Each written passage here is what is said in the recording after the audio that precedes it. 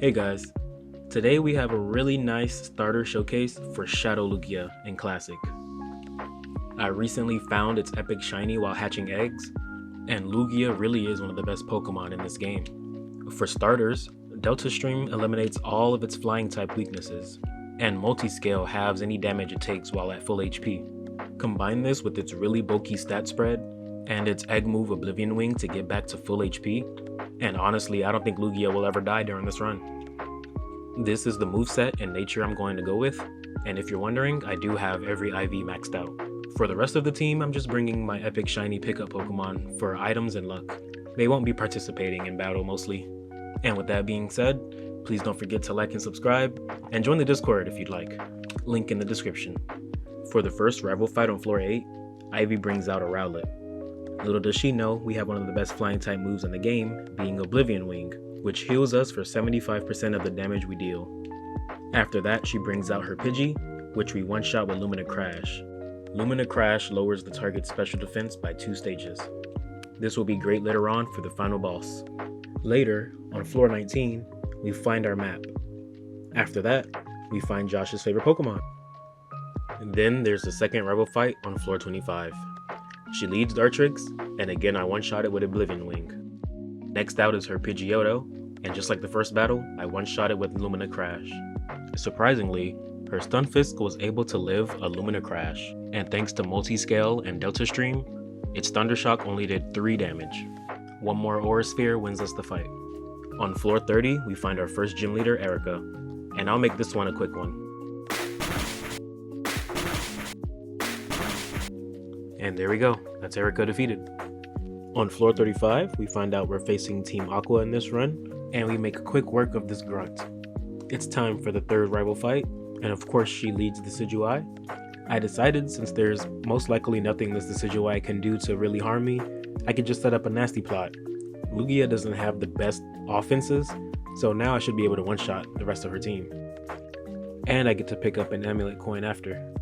On floor 60, we find our second gym leader, Milo, and well...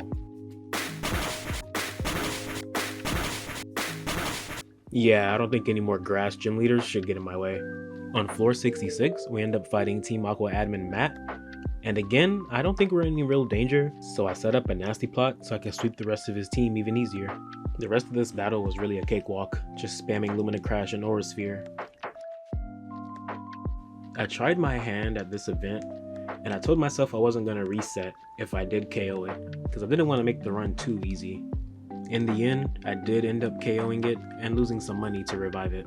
On floor 74, I ended up fighting the mightiest foe, which was Crasher Wake, because seriously there is no threat here. Just set up a nasty plot and sweep his whole team. For fighting the mightiest foe, I was able to pick up a Relic Gold, which gives a lot of money. After fighting this fisherman, I ended up finding a multi-lens. This is really great because Lumina Crash does decrease the special defense stat by 2 stages per hit. On floor 83, I end up finding the Flock of Delibird, and I know if I give them an item, they're going to give me a healing charm, which will then increase Oblivion Wing's healing. On floor 90, we face our third gym leader, Misty, whose side note, I never really liked. But if we're talking about Nessa... anyway, yada yada, sweet Misty with Lugia, yeah. Now it's time for the 95 rival fight. Of course I go for a nasty plot, and this time she actually switched out into Tyranitar. Unfortunately for her, I have a 4-time super effective Aura Sphere. After flinching her Milotic and one-shotting her Pidgeot, I did want to show that at this stage in the game, Thunderclap only did 15 damage to me. After that, the rest of her team was just a cakewalk, and for our troubles, or lack thereof, we picked up a Golden Punch. After surprisingly beating the Space Breeder with just a Linoon, we faced Team Aqua admin Shelly. As I switch in my Lugia and go for a nasty plot, Delmise goes for a Phantom Force, so I have no choice but to go for another nasty plot. And of course after that point, nothing is surviving anything from a +4 Lugia, so sweeping the rest of her team was pretty easy. Now it's time to face Team Aqua's boss Archie, who for some reason is leading a Linoon, so that's a free nasty plot. And can you guess what happened after that?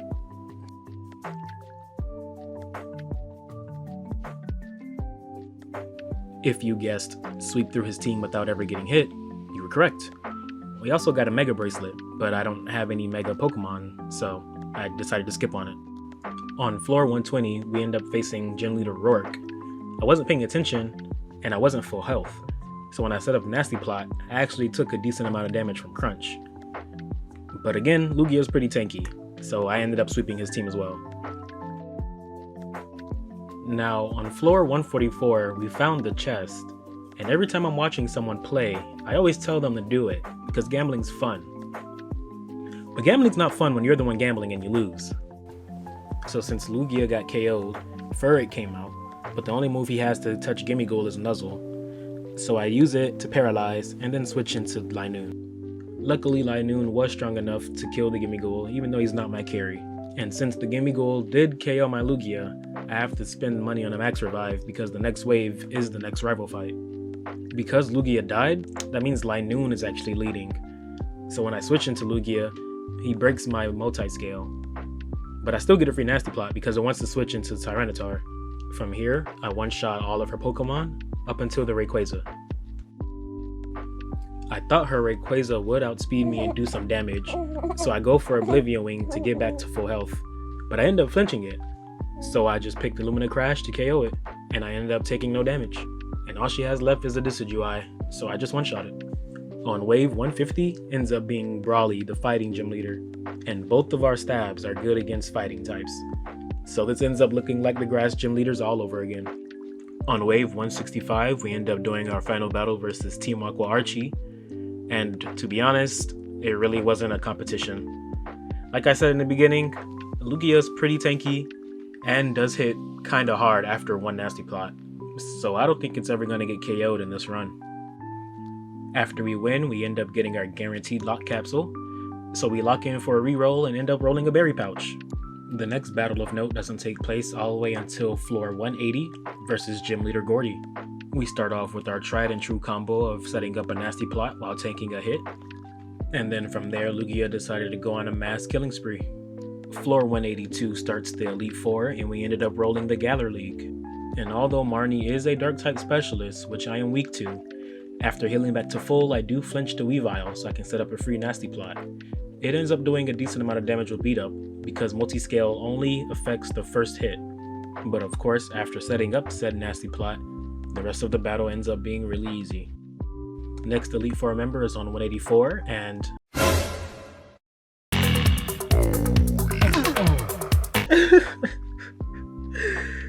I'm sorry, Nessa, but I gotta do it. The next E4 member isn't till 186, and to be honest, not the biggest bee enjoyer.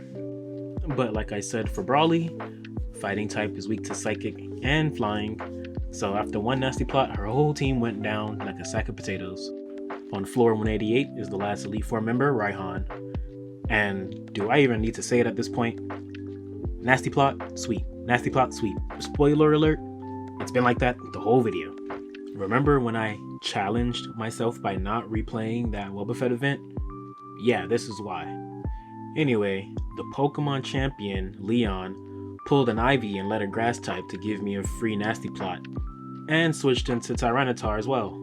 So from here, I ended up one-shotting the rest of his team, even Shield Form Aegislash and Gigantamax Charizard. It's time for the final rival fight with Ivy. Of course, I start off with my free Nasty Plot as she switches into Tyranitar.